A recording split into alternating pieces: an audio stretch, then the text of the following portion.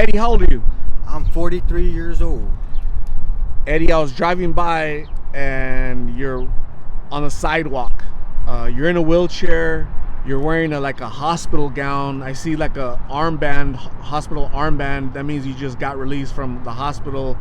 You're in a wheelchair. You're missing your right foot, and your left foot is like half gone. Well, the toes.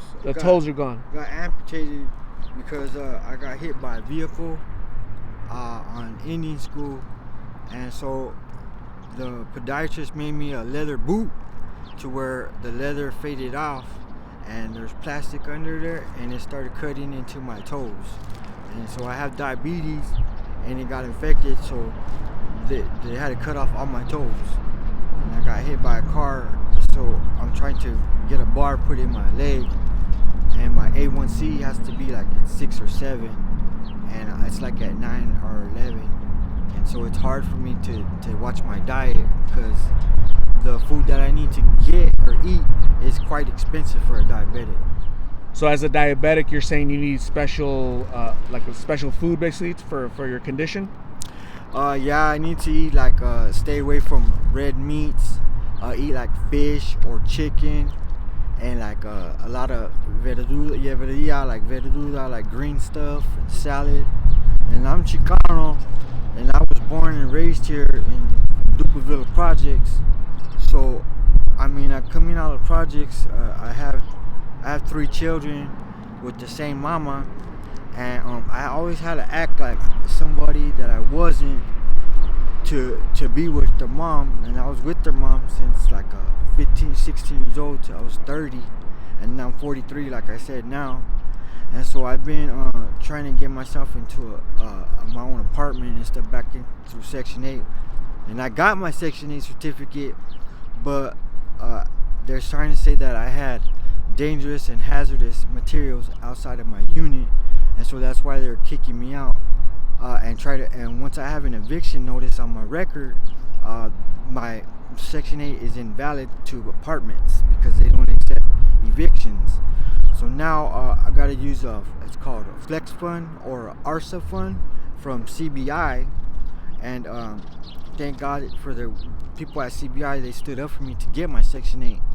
And so once I get approved for my Flex Fund and my ARSA fund through CBI, they'll pay my eviction, so I won't have it on my record, and I can start looking for an apartment again. But until then, I have to either stay at Cash or stay at my uncle's house, and I'm on food stamps and access. So I mean, before they would not let people who had felonies and stuff, I've been to prison and stuff, have food stamps, but I had to take a class through the Native American connections to get my food stamps back. So it's been a real long, hard struggle. But I mean, as long as my heart's beating and I'm alive, I'm here for my Grace, my daughter Grace Salinas, and so that's my last name. It's Salinas, and I don't want to it's been passed down since the 30s. Miss Petra Castillo was my great grandmother, and she lived on 16th Street in Buckeye. And she came from Richmond, Texas, from a plantation where her my great grandpa Valentin Castillo, they both they both ran away together over here in Phoenix, Arizona. And I think my great grandpa came over here because he heard of like the Pedros, the Greyhounds, and probably at that time in the 30s, Phoenix was like a booming town to where they wanted to come over here and see what was going on. And my grandfather brought that Texas tea over here, and that's how we survived. And on 16th Street in Buckeye, there's a big church there, and my nana told me that they had a bunch of apartments like the projects lived right there, and so they knocked them all down and they moved her south of Van Buren. It's Golden Gate neighborhood, right? Back in the day. Back in the days is what it's called, Golden Gate. And Golden Gate is still alive, but they're on the west side now. So you're from that neighborhood, or what? Or was it Duperville, or? Yeah, I'm from the Duperville Projects, And my grandmother, Miss Petra Castillo, had been living there since they built the projects. So my Section 8 has been passed down like from my great grandma to it skipped my granny because my granny used to work for Boeing, and she didn't need the Section 8 projects thing. And so my mom got it, and then when my mom passed away, I got it. So when my granny said, you gotta learn how to take care of your home outside of the house, outside of the home, what she meant was that you gotta get along with all your neighbors, because your neighbors are the ones that are gonna be there if something happens, like if I get sick, or I gotta get along with them because I don't want to get kicked out for any reason. And so I had to learn the hard way to take care of my Section 8. I think that it wasn't fair that they're trying to take it away, but thank God that I have, CBI to help me and do my flex fund and stuff to get the eviction off my record. Because when I got my settlement, I had the cash to pay the dude. I only owe like $11.50 or something, and so my Section 8 is worth 9 years of paying only 30% of my income. So that's what Section 8 is, and I can move into a house, into a 1-bedroom apartment, a studio. And so I was so anxious to move into my first apartment that I left CAS, and I got that apartment approved through the New Times magazine. Now, if anybody has Section 8, don't ever go through the New Times magazine, because those people, like the Tampico apartments and stuff, will try to take your Section 8 from you. Dangerous and hazardous materials outside my unit. The only thing I could think of was like when I had a counselor from when my granny passed away come and help me clean up my apartment, because obviously I can't stand up and stuff. And the client that he brought with him had broke 2 of my shelves on in my refrigerator. So when I swept it up and put it outside a cardboard box, we took off to go get some thirst busters or something. And that's the only time that I know I had any type of dangerous or hazardous materials outside my unit. And at that time, I had got my foot amputated and I was in the hospital. So I'm kind of like lagging behind and fighting for it. But as long as I can get, some of your guys' prayers to keep it, I believe that I'll be able to have, my daughter come back into my life, my son come back into my life, because that's the only reason why I'm living, is because I love my daughter and my son, my 2 sons, very, very much. And I don't want them to think that, I want them to know that I love them very much, and I'm fighting to get back on their level where they can come see me and stuff. And being able to see them, like the 2 times that I got to see them when they came to my apartment, was really inspired and admired. Keeps me to be wanting to be admired by them. So I got my GED, and I took care of their mama since I was 16 till I was 30. Like, their mama had everything. Like, I paid the rent, the car insurance, the telephone bill, and the electricity. And she just had to pay her mama to watch the kids when I was at work. So we broke up, and ever since then I've been like on the streets or in and out of prison. So I never really did any fentanyl, but I smoked marijuana a lot. And what I was saying was they had a Proposition 200, because I went to Central High School and they caught me with marijuana. And so they put me on a Proposition 200, where I started to make weed legal here in Arizona. And I had to pay $500 to get a marijuana certificate. So the Proposition 200 is where we can have weed. And I even went to prison for a vape pen before we're allowed to have vape pens. So you're like a pioneer, huh? Kind of like a pioneer of being able to let people from California or on the East Coast or any outside of our state that I've been here. There's not many of us, but I'm not the one to run away, or not, I'm not the one to not want to be noticed. I want to be noticed, and I want people to know. We like people to know that we smoke weed. We like people to know that we're here. We like people to know that we will defend our families and fight for everything that we got, because this is our state.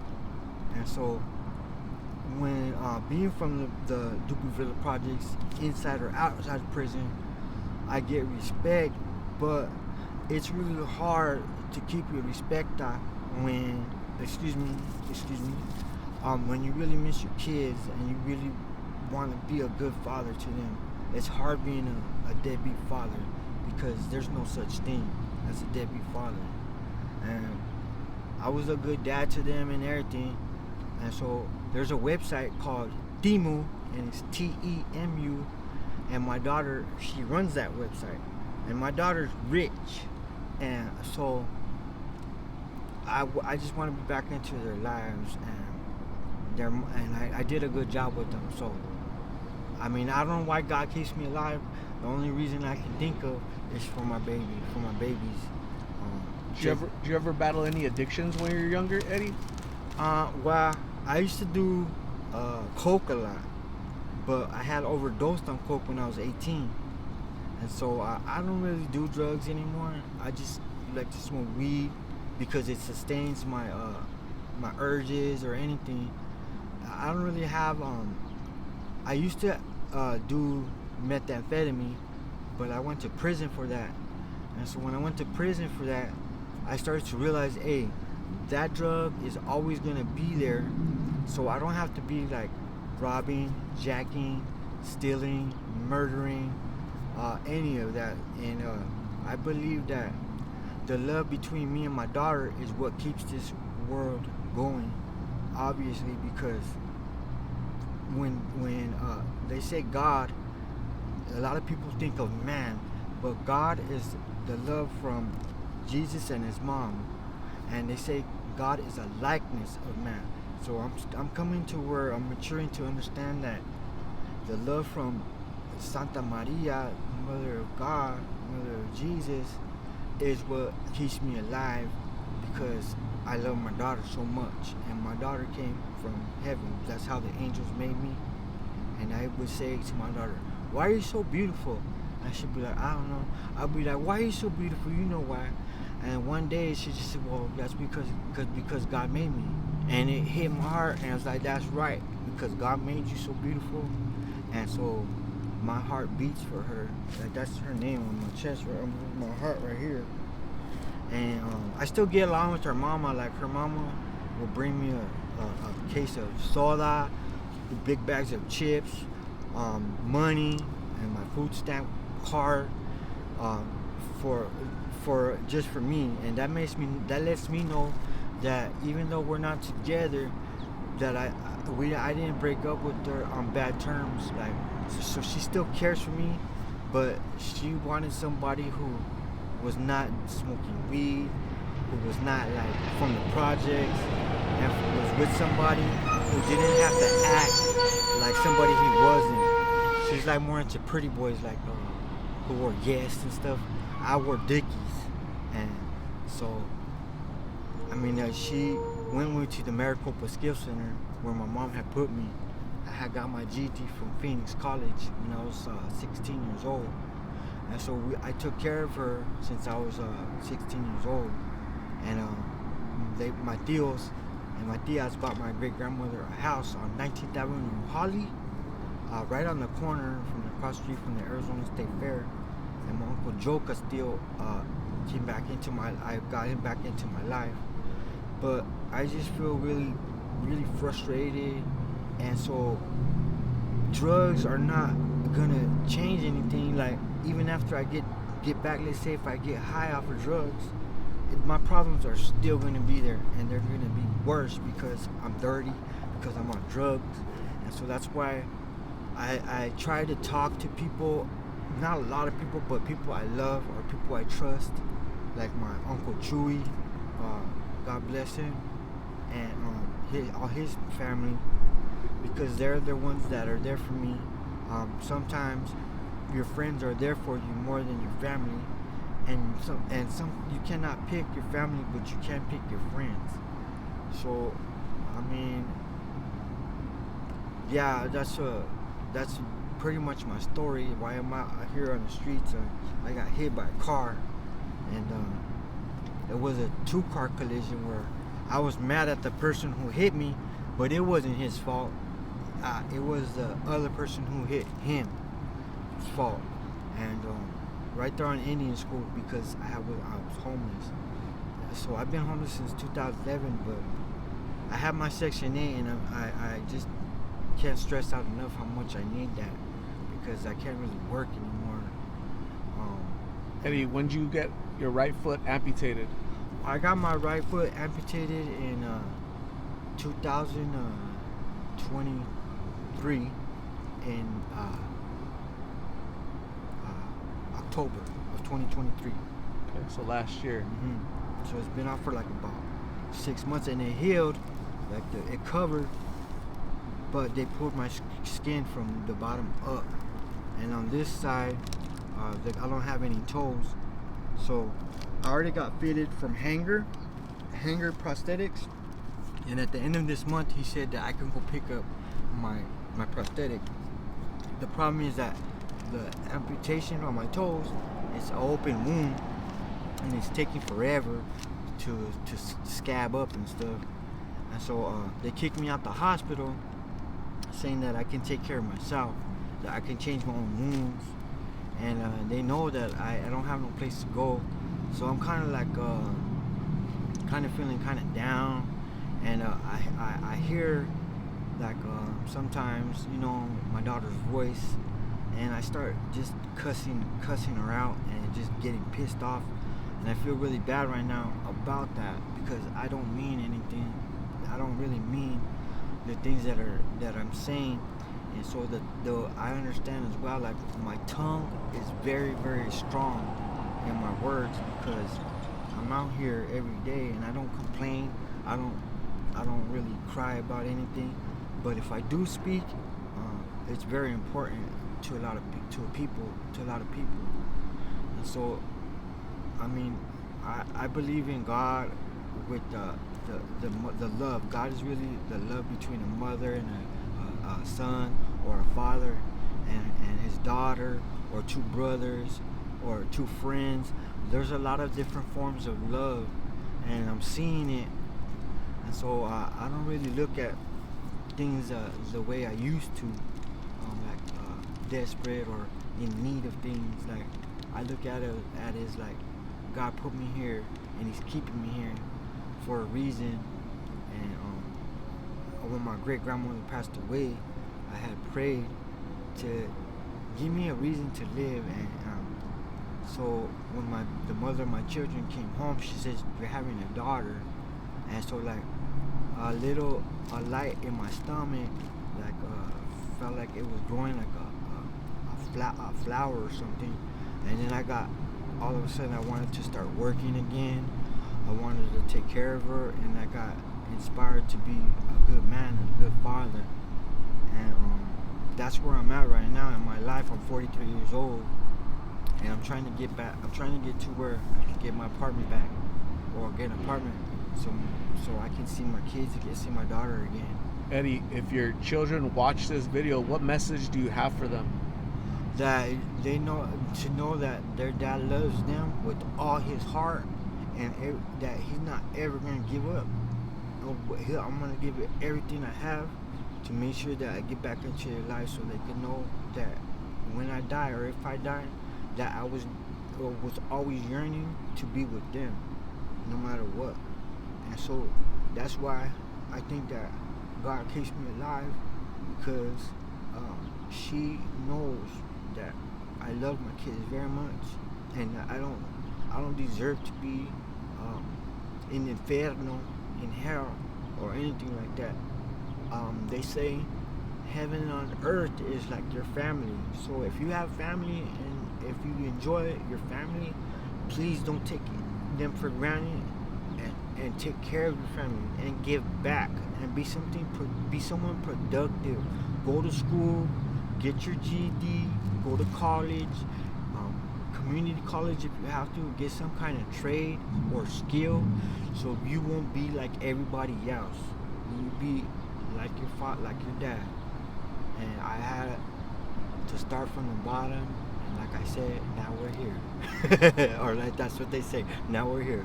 So like even when I was young, my mom had me when she was 14 years old. And so when I trip out about it, it's because she was 14 years old and she had me at Good Samaritan. So I can only imagine what she had to go through to make the doctors let her have me. Because when you think about it right now, if a 14, 13-year-old girl goes to the hospital and wants to have the baby, the government's gonna be all up in the business, like trying to take the baby for adoption, foster care, or abort the baby.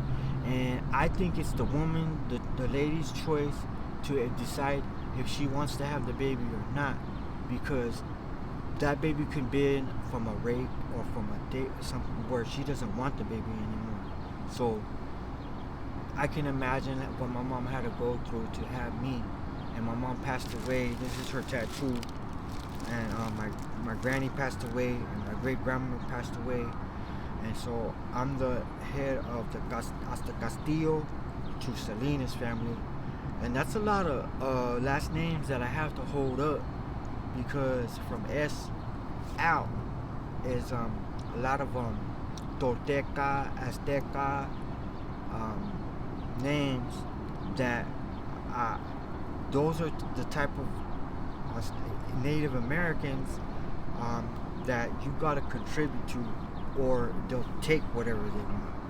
And so that's what Katsukamati in Aztec means thank you, but it's a different kind of thank you. It's kind of like, I got what you had, and thank you, or I will kill you.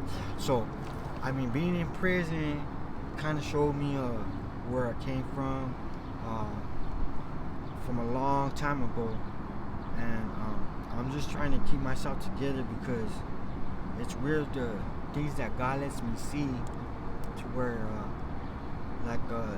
the Da Vinci dude can go back and was already experimented to where he can probably go back in time, but we need someone smart enough to see what's going to go in the future. But that's not for us to know, because God can change just a little detail in your life, and it'll be totally different from what you see.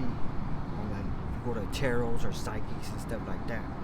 And my granny and my mom were really into that mother nature stuff, and so I don't really use that at all, because like I said, I'm just happy because I'm alive. The car that hit me was a fiberglass car, and if it was like an old school car, like a truck made out of metal, like the old school cars, like cutlasses and pickups and bombs and stuff like that, it would rip right through me. But fortunately, it just broke my L4 bone, and when they take X-rays, they can see like my spine bone trying to get close to the other bones, because it's broken. And on this foot, it's broken in two places, so I have to put a bar in it, and so my A1C has to be like at 6 or 7 so it can heal properly.